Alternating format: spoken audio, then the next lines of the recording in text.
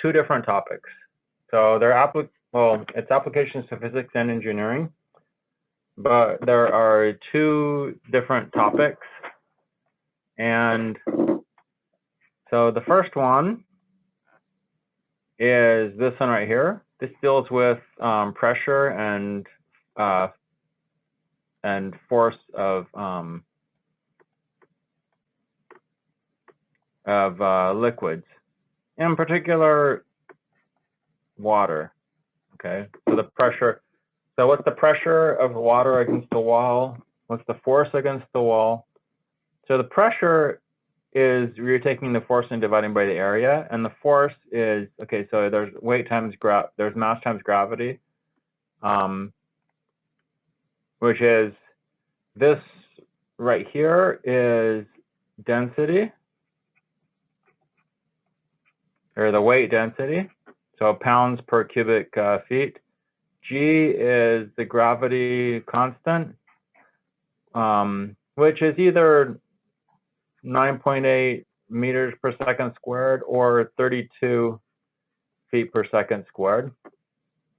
And then, of course, A is area, and D is depth.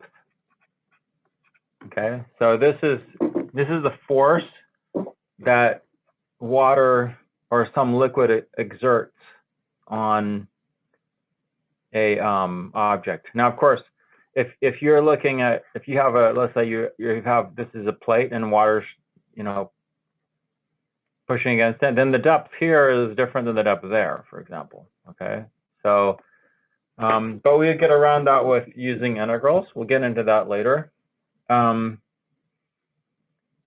Okay, so that's the first topic. The next topic, which well, let's do some examples of this first. Okay, so pressure would be, again, the density times gravity times the depth. So it's just taking, the pressure is just taking the area out of it. Okay, so let's do some examples using of this first, then we'll come back to the second topic. Okay, so example number one, we have an aquarium that's 6 feet long, 3 feet wide, and 2 feet deep and full of water. Okay, weight density of water is 62.5 pounds per cubic foot. Okay. So first thing is find the hydrostatic pressure on the bottom of the aquarium. So if you're looking at the bottom of the aquarium, then it doesn't really matter what depth your water is, because you're looking at what it exerts on the bottom. So really, it's basically just going to be the force divided by the area. Okay, that's going to be the pressure. Okay, so the pressure is that, and the force is this one. So just take the pressure and multiply by A. Okay, so the pressure will be the density of water, which is this 62.5 times gravity, which we said was, wait a second.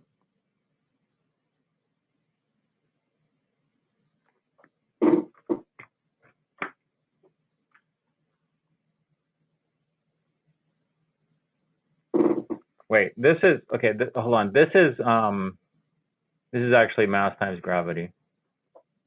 So you're having pounds. So this is actually mass times gravity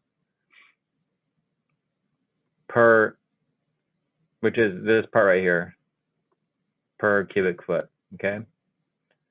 So there's, and then we don't need to have the depth. We just need to get the,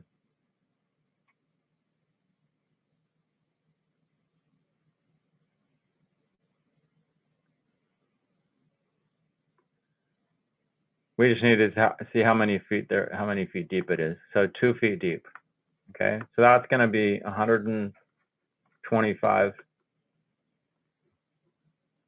pounds per square foot. Okay, that would be the answer there. And then this one will just be that 125, okay, which is that, and that gives you the 125. And then this part right here, you just want the area, okay? So for the area, it's 6 feet long and 3 feet wide. So that's 6 times 3 for area, okay? Okay, and so the second answer is going to be 2250.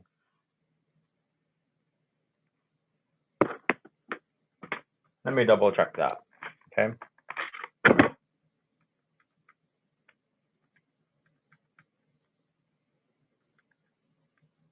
Yeah, 2250 pounds.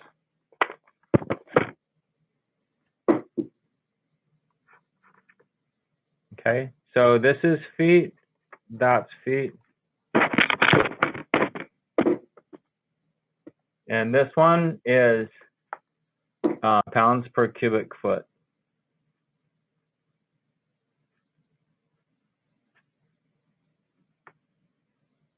And that one's,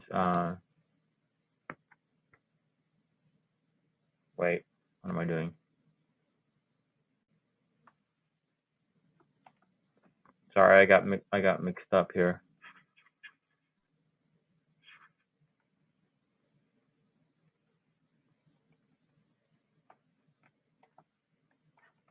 This is pounds per square foot. And so then when you multiply that together, all of that cancels out and you just get pounds.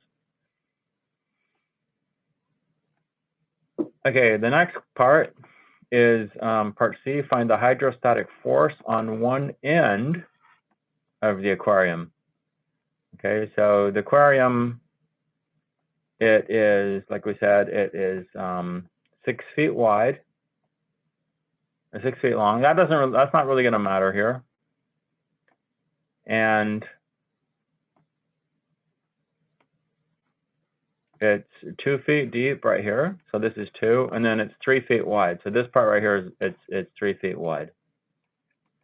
Okay, and so that's what we're after right here. How much force is on that side, on that part of the aquarium? Okay, so really you're only looking at the end, which is 2 feet high and 3 feet across. And then it says it's full of water, so the water level is all the way to the top. So how much is the water pushing on the side of the aquarium? Okay, now according to physics, it doesn't really matter how wide this is. The force is going to be the same. No matter, even if this was 100 feet long, the force would still be the same as if it was 3 feet long. Okay, the force of the water would still be the same on the end. Okay, now I think that if you make it like maybe 1 inch wide, then okay, maybe the force is going to be different. Okay, but it only depends on this. So we can only just look at that part. We don't have to worry about it being 6 feet long. Okay, now the way that we typically do this is we use an integral, because the pressure depends on the depth. And like I said, the depth here is different from the depth there. So the pressure on the glass of the aquarium is going to be more here than it is there. Okay, so we need to take that into consideration. And here's what you do. You're basically adding up all the pressures, and you make this 0 and make that 3. So usually you want to choose the downward direction as the positive direction. That's not always the case. Sometimes it's better to choose the upward direction as positive, but usually in this kind of stuff, you want the downward direction to be the positive direction. So 3 would refer to being all the way at the bottom of the aquarium. and 0 would be at the top. And the reason that you do that is because the depth, if you do that, the depth is going to be x, okay? And so basically what you want to do is put in all these things right here, and the depth would be this. The area would be this length across here,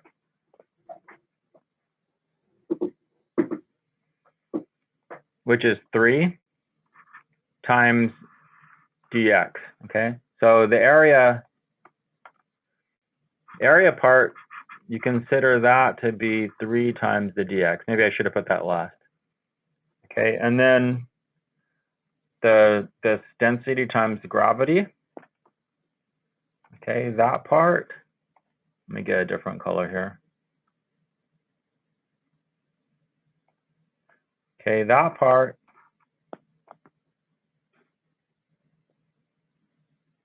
is going to be the 62.5 times 2. Okay, it's this right here.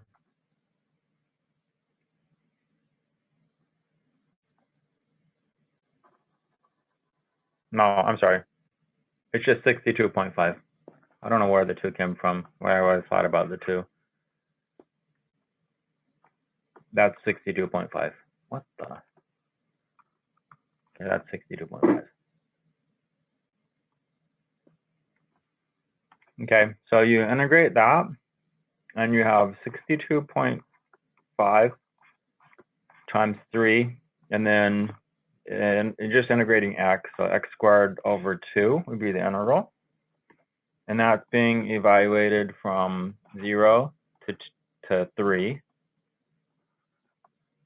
Okay, so that means it's 62.5 times 3 squared all over 2. And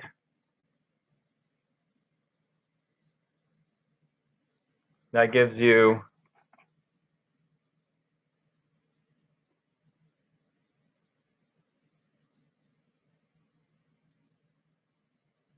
wait, I made a mistake. Oh, this is bad. I made a mistake here, and that is that the depth is 2, so this should be 2 here. Okay, so one of those 2's will cancel, and you get 375 as the answer. 375 pounds. So that's the force on one side of the aquarium. Well, that's a lot of force on the side of the aquarium.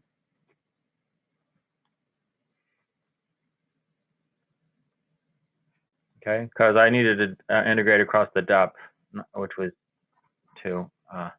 Sorry about that. Okay, any questions about any part of this so far?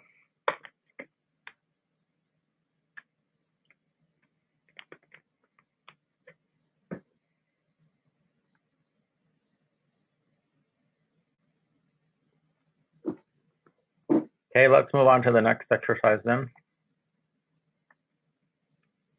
You can also ask questions in the chat if you want to. Okay, so here number 2, we have a vertical plate submerged in water and is in the shape of a triangle, like this. Now, one thing that you might have noticed, is if you drop the altitude of the triangle down there, then this is 3 right here. So this is 5 feet, this is 3 feet, which means that this leg here is length 4. Okay, so that's and that's a good thing to know to help with the problem. And so we're supposed to express the hydrostatic force,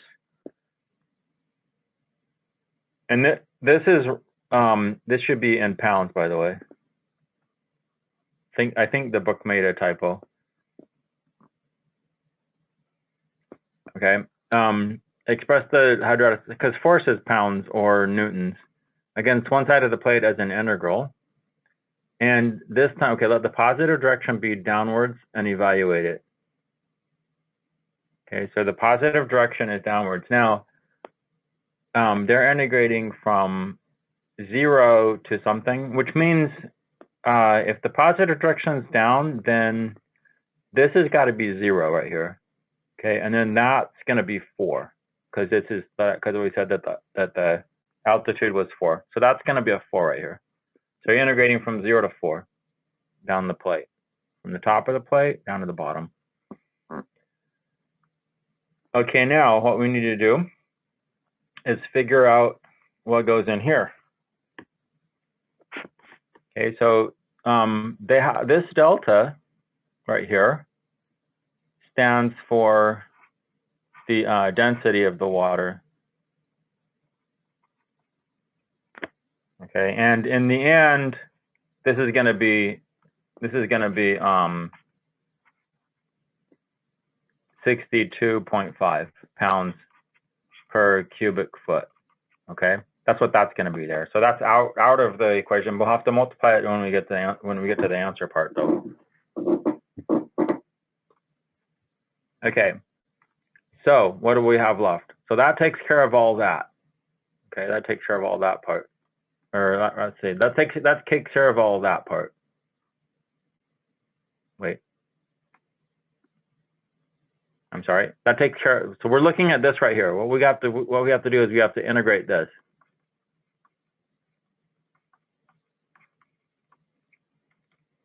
Okay, and this is going to be the delta. That's taking care of the delta by delta.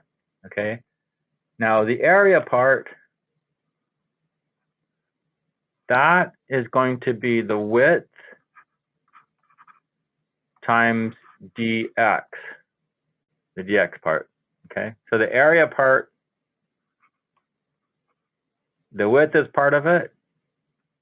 Okay, so you think of like, here's the width across there, and then the dx will give it height. So area is, of course, this is kind of like a rectangle here, a really thin rectangle, and its area is the width across here times its height.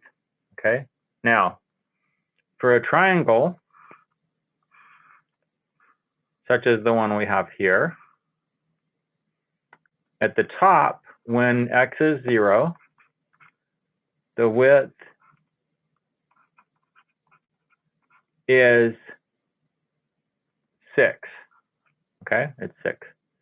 And when at the bottom, when the x is 4, the width is 0.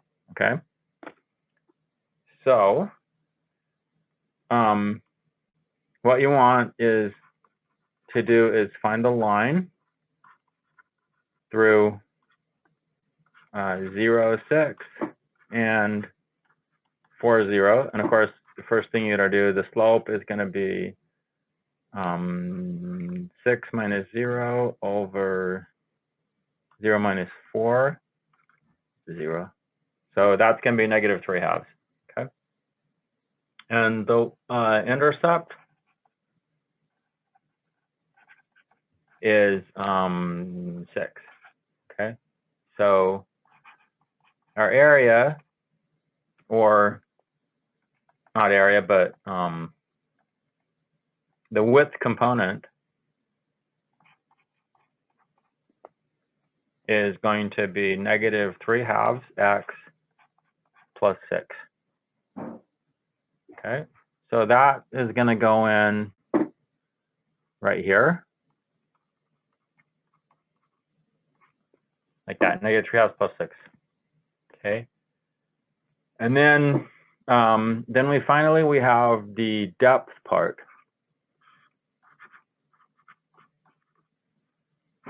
Okay, so if you're right here, then your depth, okay, so from the top of the water level all the way to here is 7 plus x. So this part's x and this part's 7.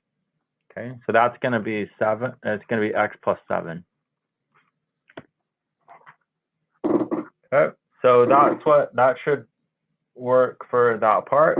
Okay, so we have the delta part is 62.5. That's this part. It doesn't need to be there. 0 to 4. X plus 7 times negative 3/2 x plus 6 dx.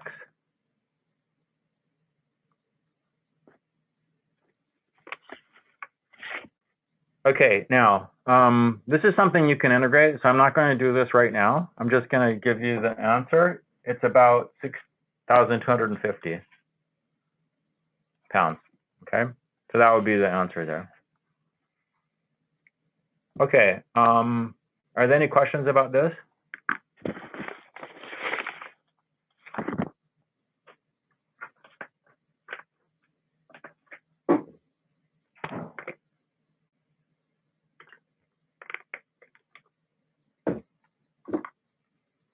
Okay, great. Let's go on to the next one.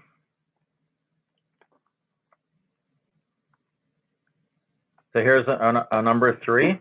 We have a vertical dam, has a semicircular gate, as shown in the figure. So there's this dam right here, and then there's this gate here at the very bottom. It's really far underneath the water. Okay, the total depth D of the figure is 34 meters. The height H of air above the water level is 6 meters, and the width W of the gate is 10 meters. Okay, so this is 10 meters right here, from this side of the gate to the other. The total depth is 34. So let's see, this is 34 all the way there. This one right here is what? Height of H above the water level is 6 meters. So this is 6 meters right here. Let's see what else.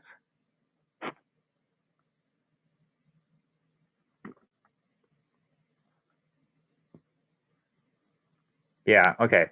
So this is a semicircle, and the radius of that circle is 5.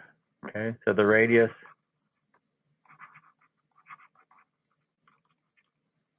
okay, and I say that because the width here is 10, and this is the center of the circle supposedly right there. Oops. So I'm going to say the radius is 5. Okay, so now it's for this particular case, it's easier if we make this 0, okay, and we make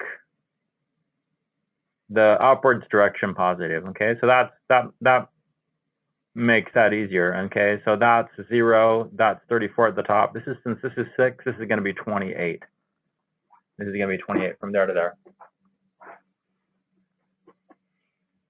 Okay, it's easier to make it that way because right here, what I can do is this is a circle. This is the equation of a circle, and I know that for circles,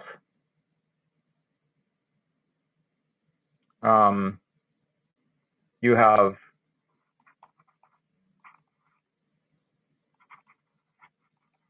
if I put this right at the origin, if I say that's the origin right there, and as far as the x, as far as the horizontal component, then basically x squared plus y squared equals 25, right, is what I have, basically.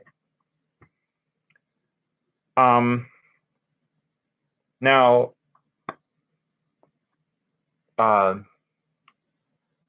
x, it is kind of confusing because x is the vertical component, right? So if we make, so y is actually the horizontal component here. If we do it this, if we look at it this way, and maybe we can call y something else, but let's just leave it as y. Okay, so y is actually the horizontal component, and x is the vertical component. Okay, let's put it like that. Okay, let's do it like that. Or maybe I should have done. Maybe I should have just done it the other way. Okay, so but anyways, the width is going to be 2y, whatever that is, if we set it up like this. Okay, the width is going to be 2 times y, and right here we have, if we solve for y, we have the square root of 25 minus x squared. Okay. So let's go ahead and set our integral up.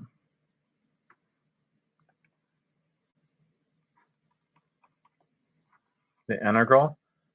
And the top of the gate is going to be at 5 because this is the radius is 5. So we're going from 0 to 5. And let's put everything in. So we have rho g d a. Okay. And identify what everything is. Okay. So we're going from 0 to 5. This part right here is going to be 62.5. Oh, no, wait. I'm sorry. It's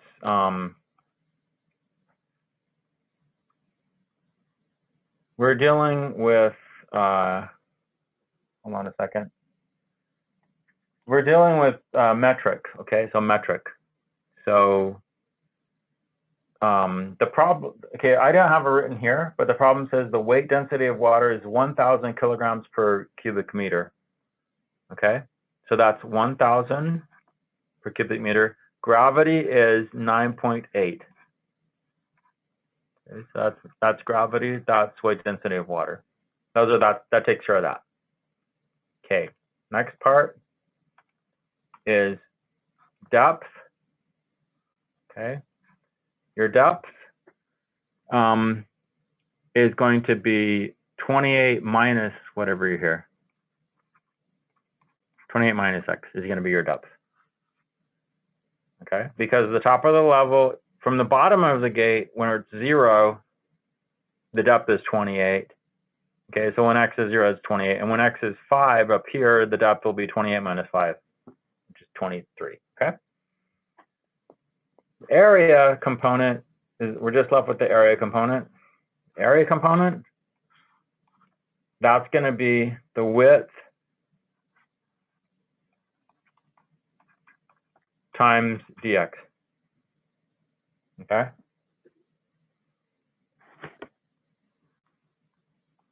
So it's all this right here. And this is kind of a complicated integral. If you had something like this and you used GeoGebra to find the answer, then I wouldn't mind. Okay. I wouldn't. Oh, wait. I made a mistake.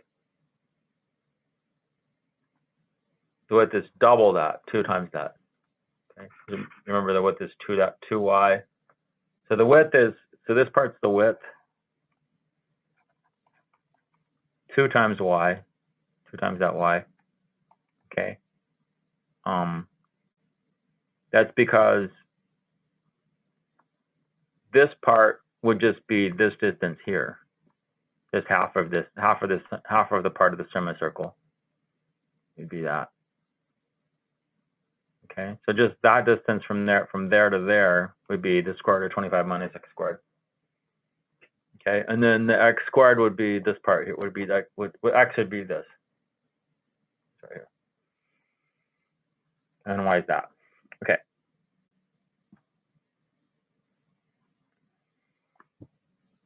And then of course this is the thickness. So that gives you the area.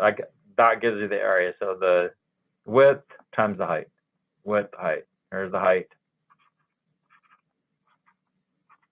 Width. Okay, that's how that works. I did this one using GeoGebra. Would you guys like to see this in GeoGebra, or just give you the answer?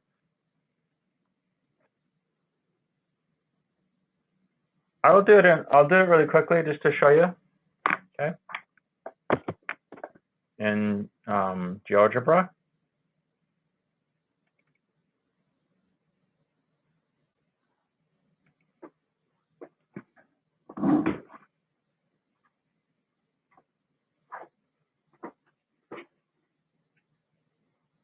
You guys can see this, right? Oh, come on. Yeah, we can. Okay, so you go to the CAS calculator. Let me adjust. Okay. Okay, so you just go, once again, you just go integral.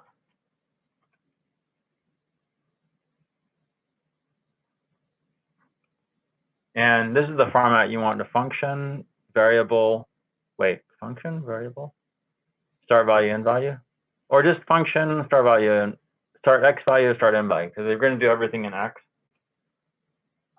Okay, so you put the function, which is going to be 9.8 times 1,000 times 28 minus x times 2 times the square root of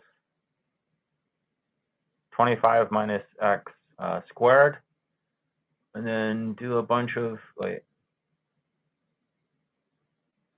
and then we want to put going from 0 to 5. I think that's it. So I get 0, and then it says to find to the round to the nearest whole number. Okay, so we press the wavy lines, and 9958996 is the nearest whole number. Okay.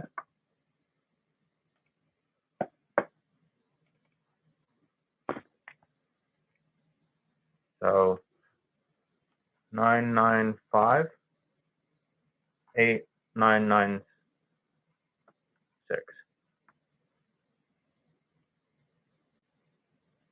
Well, that's 1,000,000 newtons. Wow.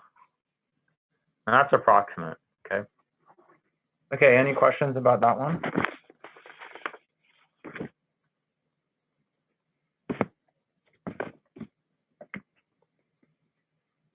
Okay.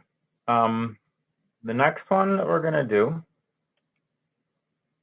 and I've kind of written some of the formulas down right here, is what we want. What the idea here is, you're trying to find the center of mass of a system. Okay, the center of mass, and here we have different. Here we have different masses. This is how much they are. This one's 7. This one's 6. This one's 5. This one's 8. So they weigh different amounts, or their masses are different. And these are where the masses are. These are the points where they are. Okay. So the process involves finding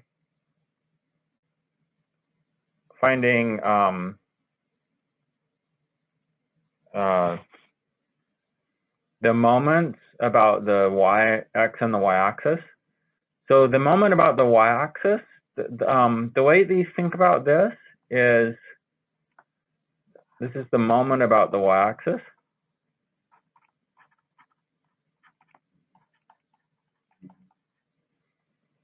What you think about that is like, if you have the y-axis right here, kind of think of maybe this trying to balance a bunch of things or an object on the y-axis. The moment would be whether it's trying to move the y-axis down that way or whether it's trying to move it that way. Okay, so the moment about the y-axis is really has to do with how you determine the x value of the center of mass, the x coordinate of the center of mass. Okay, and then the moment about the x-axis is how you're balancing there. So it's really how you determine the y value of the center of mass. Okay, and this right here is this is if you just have, this is just for one dimension. When you don't have x and y, so they just have like a number line. So we're not going to use that formula, because here we have 2 dimensions. We have points that have 2 different values. We have x that have x coordinates and y coordinates. Okay, and then the little m is the sum of all the masses. So this little m right here is the sum of all the masses. Okay, this is also for one. I'm sorry. This is also for one dimension. Okay, so we don't use either of these formulas here. So the mass, but this mass, right, this little m right here is the sum of all the masses. So in this case, it would be the 7 plus 6 plus 5 plus 8, okay, which adds up to 26. Okay, so let's go for this one right here. The moment about the y-axis. That's the sum of these masses times their x-coordinate. So the second one is 6, that's coordinate 0. Here that's 5, and the x-coordinate is 3. And then it's 8, that's with an x-coordinate 1. Okay, so that's negative 28 plus 0 plus 15 plus 8, which adds up to negative 5.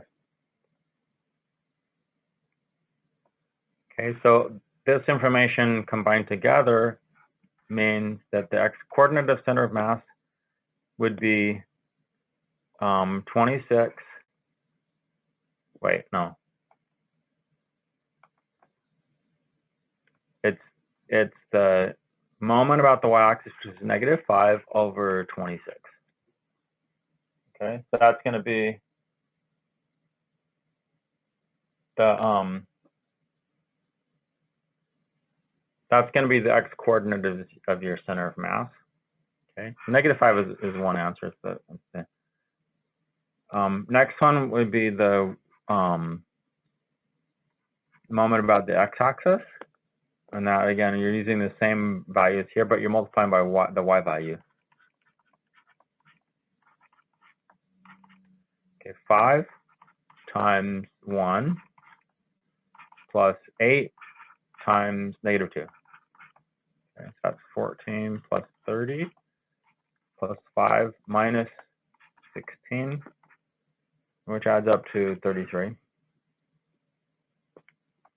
Okay, so then that tells you that the y-coordinate, so that's an answer, and the y-coordinate of the center of mass is going to be 33 over 26. Okay, so the center of mass is at these points here, negative 5 over 26, comma, 33 over 26, at this point right here. Okay. So let's see. You guys have any questions about that?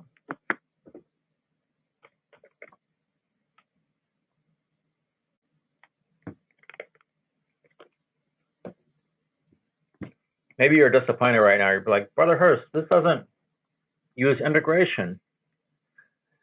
Well, don't worry. Integration is coming right now in number 5. Okay, so here we have this problem right here. Sketch a region bounded by these curves and visually estimate the location of the centroid. Okay, so the centroid, this is kind of like it's a center of mass, but where the object has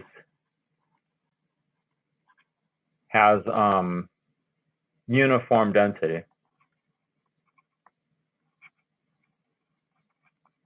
Okay, so what that basically means is that these represent densities right here. Basically, we can just ignore that. We can just ignore those. Okay. Now, sometimes what would happen is you might have an object where the density could depend on X and Y, in which case it's going to be like really nasty. But we're not going to go there, okay? So we're going to try to just keep this as simple as possible, but still, give you the tools to be able to figure out tougher problems if you need to. Okay, so let's look at the boundaries here. So first of all, we have y equals e to the x. Okay, that looks like this right here. Yeah, or this one, or that one, or that one, okay? Then we have y equals 0, which is this. So that looks like this is not it, because look, you're not between that and that. So forget that one. And same thing with this, forget that one. Here, there we go. That's looking good. And this is looking good. And then we have x equals 0 and x equals 5. So the 5 is right here. 5 is right there. And the 0 is over here. But I guess this is just like, this is probably not necessary. Wait a minute. Oh, it is necessary, because this is, when you're here, it's this, when you're at 0, this is actually 1. So this is necessary. Okay, so now, then visually estimate the location of the centroid. This looks like the centroid. I mean, this looks like it would balance the plate. If right here, it looks like it wouldn't balance the plate, because if this is a plate, you can't balance it right there. It's just gonna topple over.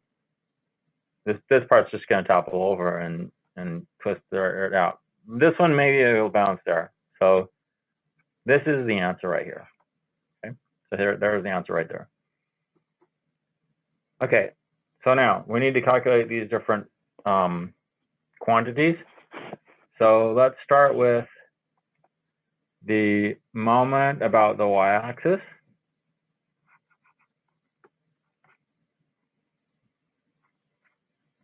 Okay, so you're integrating from a to b of x times. So remember in the previous exercise for the moment about the y-axis, we were multiplying by x values, right? Okay, so multiplying by x value is why you multiply the x value here.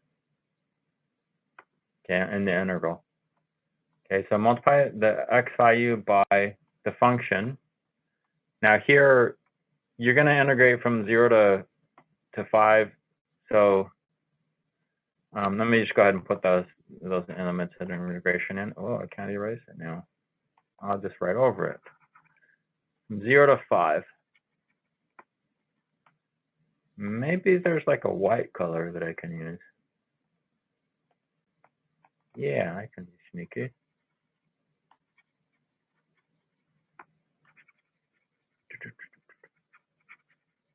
There we go. That's how I can erase stuff. Okay. Okay, so we're going to go from 0 to 5. Integrate from 0 to 5, which is here to here. That's 0, that's 5. X times f of x times the height. And the height is f of x, which is e to the x. Okay, so that's the moment about the y-axis. And if I integrate that one, let's see, integral of x e to the x is x e to the x minus e to the x. So once again, the way that I did this is I just kind of guessed at this part right here, because I don't have to take the derivative of e to the x, I'm just going to get e to the x.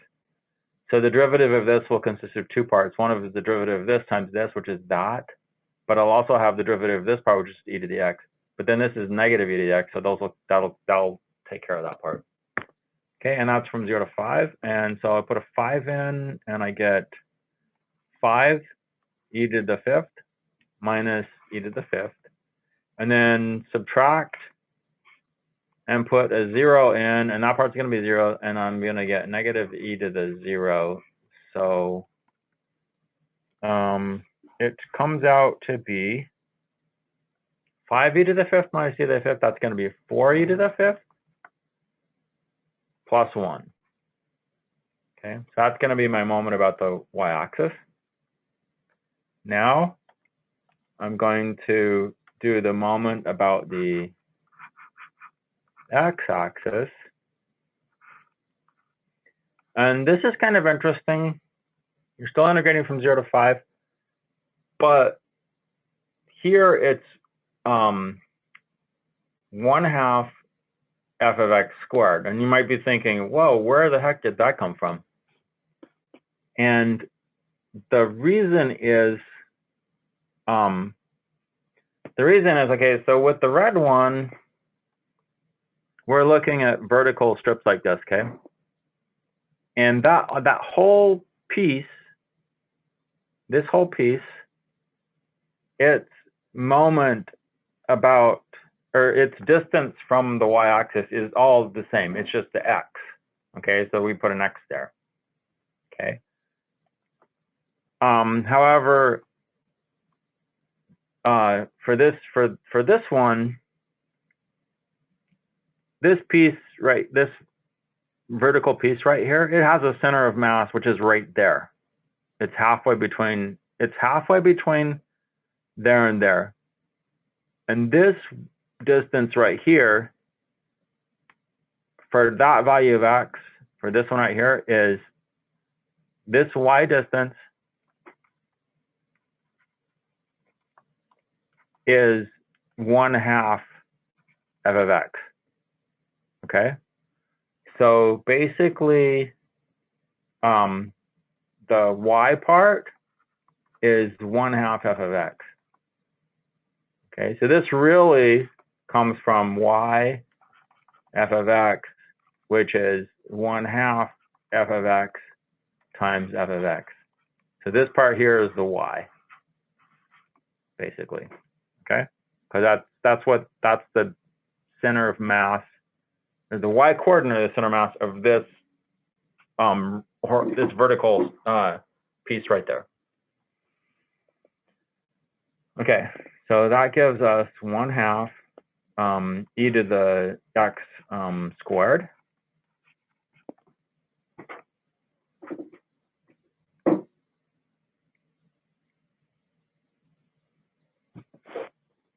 Which is 0 to 5 of e to the 1/2 e to the 2x.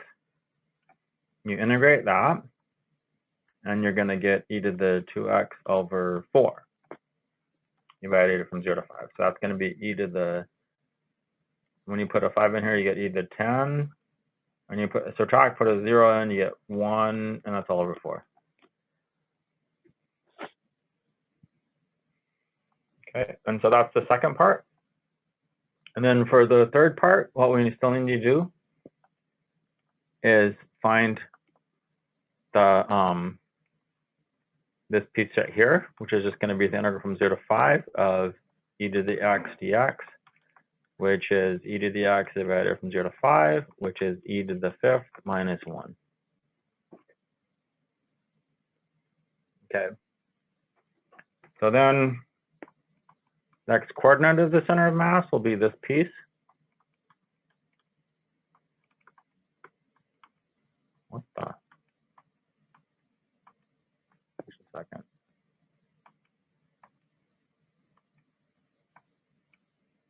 This computer is not responding. Okay, here we go. 4 e to the 5th plus 1 over e to the 5th minus 1.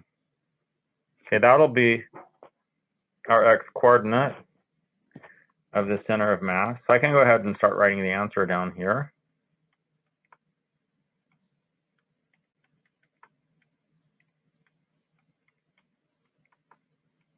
That's the x coordinate. The y coordinate will be this piece divided by that.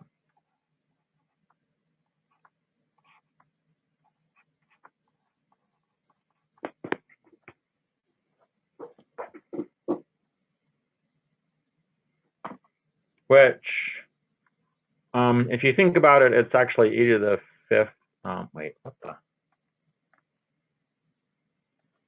I'm getting a lot of lag here for some reason. Okay, so e to the 5th plus 1 over all over 4. Okay, that's because e to the 10th minus 1 is actually e to the 5th minus 1 times e to the 5th plus 1. Okay, so but you can put this in and you still get the right answer.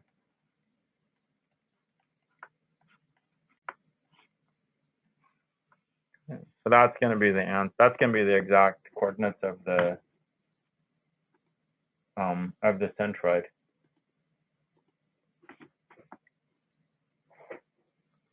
Okay, we just got one more problem. So going to be a lot easier if we finish it up now. But if you have something else that you need to go do, that's fine. You can come back and look at the video. So number 6.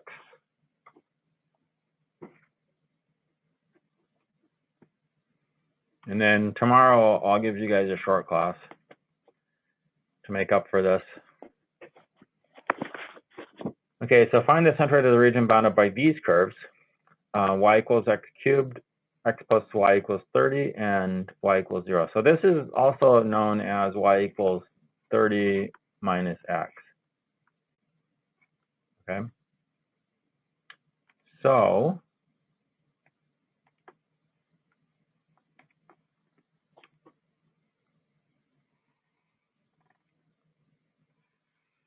let me try to draw a good picture of this.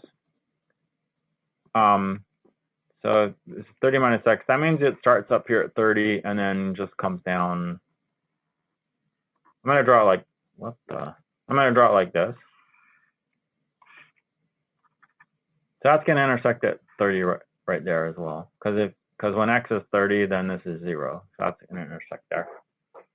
Okay, this one right here, y equals x cubed, is going to come up like that. But let's try to get an idea of where these intersect.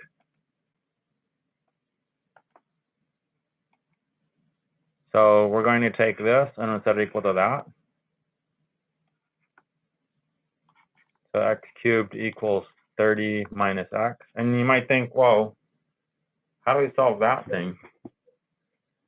And actually, guessing works. That's how I did it. X equals 3 solves it, right? Because if you put a 3 in here, you get 27. If you put a 3 in there, you get 30 minus 3, which is 27. So 3 works. Okay, so that means this curve right here is going to go up like, it starts out really flat and then just like goes up really fast. Okay, and they intersect right there at 3. Okay. And then y equals 0 is this bottom thing. And so what we're looking at is this region right here. And that's supposed to be a straight line, but I don't know. It's the best I could do. Okay, great. So now,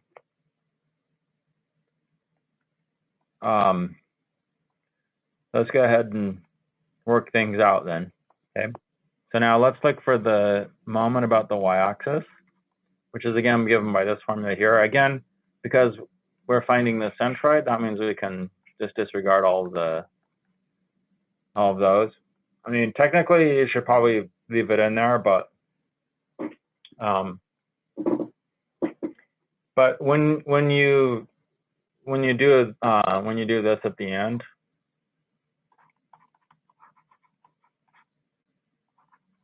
then the rows are going to cancel. So may as well just leave it out the whole time. Okay, now unfortunately, so the moment at the y-axis is you're multiplying by x. Now unfortunately, you've got 2 different situations as you go from 0 to 30. From 0 to 3, we have to use this f, and then from 3 to 30 we use a different one. So technically you're supposed to go from 0 to 30, but you split up into 2 pieces. So from 0 to 3, you're using x times x cubed. And then from 3 to 30, you're using x times 30 minus x. Okay? And I worked these out and got 22,113 over 5. Okay? So they're pretty straightforward, but they're kind of messy. Okay, now, moment about the x-axis. Again, we're going to split up into 2 pieces. This one, so again, by the log that we talked about last time, it's 1/2 times f of x squared. So this would be x cubed squared, which can be x to the 6th.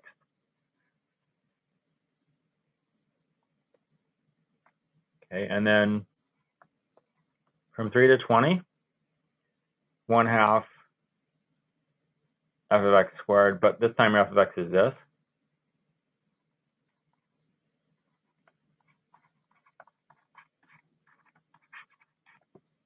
And again, I worked that out and got 24,057 over 7. So pretty big numbers for each of them. And then finally, the mass, total mass, and that one is 0 to 3. There you're just integrating the different functions.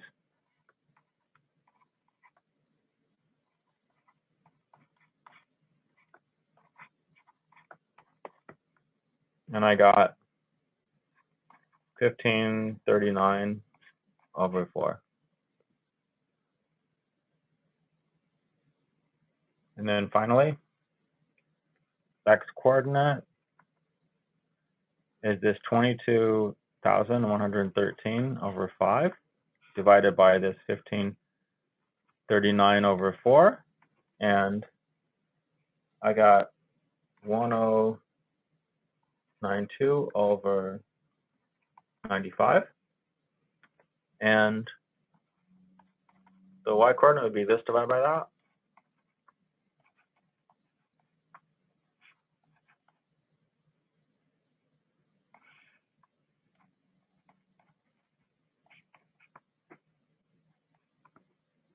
And I got 1188 over 133. Okay, so for the final answer, it's the x coordinate is 1092 over 95, and the y coordinate is this one, 1188. It's not 3/8 over 133.